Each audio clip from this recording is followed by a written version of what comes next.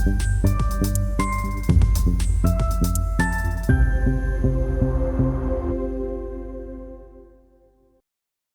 present paper, entitled Political Rhetoric in Times of Crisis, focuses on the addresses to the nation during the COVID-19 pandemic in France, Germany, and Spain.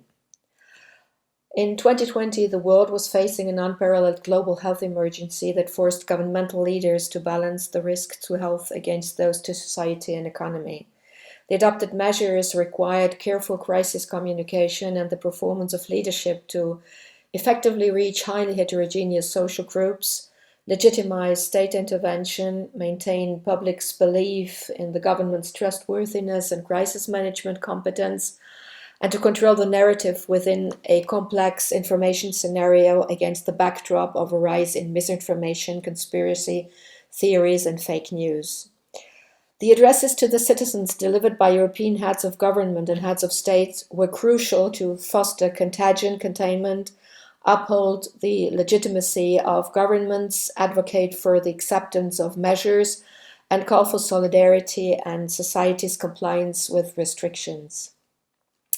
The purpose of the present study is to shed light on how heads of state and heads of government of France, Germany, and Spain framed the COVID-19 crisis, to explore the differences and similarities regarding the themes deployed in the addresses and the leadership style of the political leaders. As for the methodological framework, the corpus analysis was carried out with NVivo, a qualitative data analysis software, following a mixed methodology approach that combines inductive and deductive methods using pre-established categories, which were then refined and completed considering the political and social context of the first wave of COVID-19.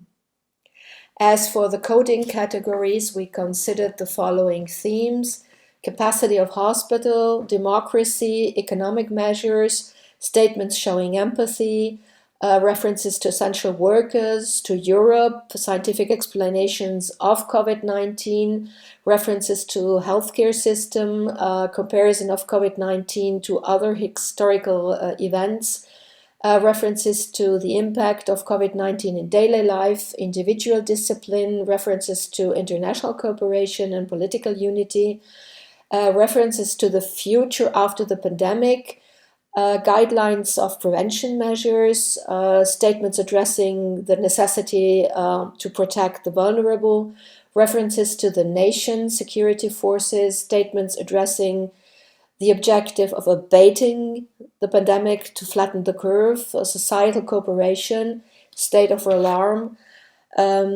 transparency and honesty, and trust in science, as well as war rhetoric. When comparing the addresses, we can note that the most overall coded themes are state of alarm and extraordinary measures, healthcare system, predictions for the future, individual discipline, societal cooperation, and protection of the vulnerable. Merkel and Steinmeier cover most themes equally, whereas their French and Spanish counterparts underscore specific topics. In the Spanish addresses, it is the state of alarm; in the French addresses, economic measures and societal cooperation; and in Germany, democracy. Merkel invokes the overall narrative frame of Germany being a solid democracy, although acknowledging that the implemented measures could pose a threat to fundamental democratic values, and she stresses the government's duty as well as her own as the Chancellor to safeguard hard-fought democratic rights. The idea of active citizenship can be found in all addresses, but while all governmental leaders praise good citizenship, Macron and Sanchez explicitly condemn those skirting the rules. Merkel refrains from establishing this good and bad citizens dichotomy and restricts herself to appealing to common sense and goodwill to reduce all behavior that puts people at risk. As far as economic measures are concerned, Macron's addresses are the ones that include more references to alleviating economic hardship. This is due to France's protest movement, the so-called Yellow Vests, which had a critical impact on Macron's leadership, especially regarding economic policy. Regarding Europe, Macron is the governmental leader who makes the most references on this subject. It is interesting to note that in contrast to President Steinmeier, Merkel does not make any reference to Europe, possibly in order to eschew criticism of the far-right and Eurosceptic political party Alternative für Deutschland. However, the German speeches show a greater concern for the impact of the restrictions of freedoms, devoting 7.52% of the total of the addresses to democracy. Due to the country's historical background, Germans are very critical of restrictive measures, which can be exemplified by the anti-lockdown Querdenker movement. Macron and Sanchez make use of war rhetoric in their speeches. The most notable case is that of Macron's third speech, in which he makes extensive use of wartime rhetoric, repeating "Nous sommes en guerre" throughout his address.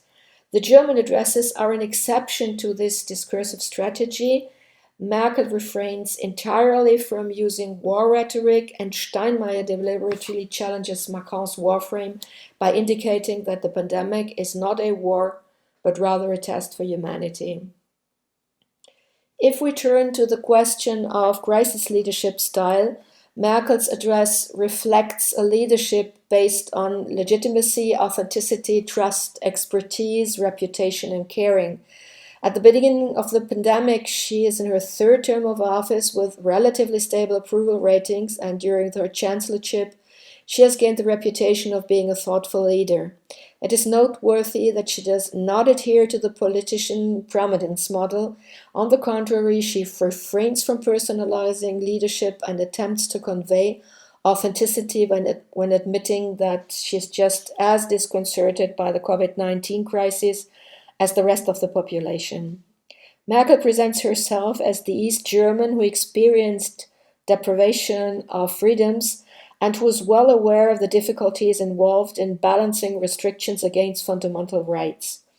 With her address, she is living up to her image as a compassionate leader who opened the German borders to Syrian refugees in 2015 and who carries out a leadership based on genuine interest in the well-being of the population and an unflagging pragmatism. So it comes to no surprise that her address has been selected as the speech of the year for 2020 and that Merkel's popularity shot out from 69% in January to 82% in June 2020. As for Macron, his public image was degraded. His decisions were mostly met with distrust by the population and his legitimacy suffered greatly. So Macron attempts to take advantage of the institutional legitimacy of the figure of the President of the Fifth Republic, closing his addresses with the famous expression "Vive la République, vive la France."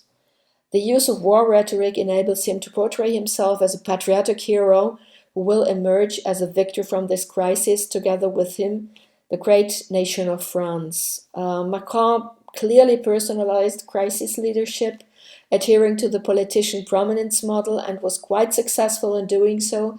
His approval rating improved by an average of 10% after implementing the national lockdown. Although Macron and Sanchez both framed COVID-19 as a war, Sanchez does not set himself up as a hero, but as the technocrat whose mission it is to carry out the tasks to his best of his knowledge, basing his discursive strategy on statistics, technical details, and his devotion to duty. Although the approval rates of Sanchez improved in comparison to the week prior to the lockdown, his crisis communication did not earn him widespread popularity or trust. Only 4.9% of the Spaniards had total trust in the government's policies to fight COVID-19. By way of conclusion, we can say that the heads of state and the heads of government of all three countries delivered values-based speeches, relying on principles such as individual discipline, democracy, and trust in science. We can also state that COVID-19 was framed by all political leaders as both an individual and collective issue. French and Spanish speeches showcased wartime rhetoric, and the latter being more prominent in Macron's addresses, whereas the German leaders refrained from using the war frame. Spain and France followed the politician prominence model of leadership, focusing on the credibility of the leader of the nation, whereas Merkel highlighted explicitly the role of experts in driving national policies, adopting the expert appointee prominence model with virologists and scientists in the public limelight.